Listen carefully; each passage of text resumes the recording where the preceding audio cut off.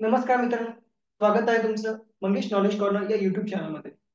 मित्रांनो, पीक विमा 2024 अंतर्गत खरीप हंगामाचा जो पीक विमा भरण्याची जी मुदत होती त्याच्यामध्ये आता शासनाने वाढ केलेली आहे.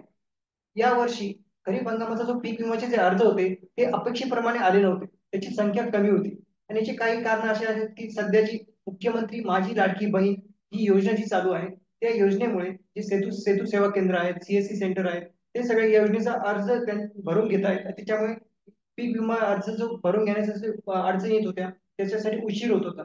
तसेच पेरणीचा पाऊस पडल्यामुळे शेतकरी त्याच्या कामात व्यस्त होता. त्याच्यामुळे जे अर्ज आले होते पीक विमाचे ते अपेक्षेपेक्षा कमी आले होते आणि ही सगळी अडचण लक्षात घेऊन शासनाने आता याची मुदत वाढवली आहे. पीक विमा आता तुम्ही 31 जुलै पर्यंत भरू शकता. हो, आता ही जी मुदत वाढ केलेली आहे ती आहे 31 जुलै. म्हणजे 31 जुलै पर्यंत तुमचा पीक विमाचा अर्ज तुम्ही आता दाखल करू शकता.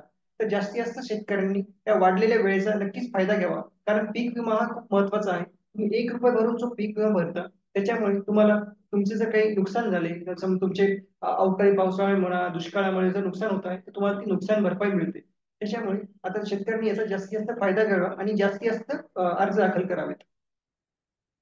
हा व्हिडिओ जास्तीत जास्त लोकांपर्यंत नक्की शेअर करा आणि चॅनल नवीन असाल तर सबस्क्राईब नक्की करा.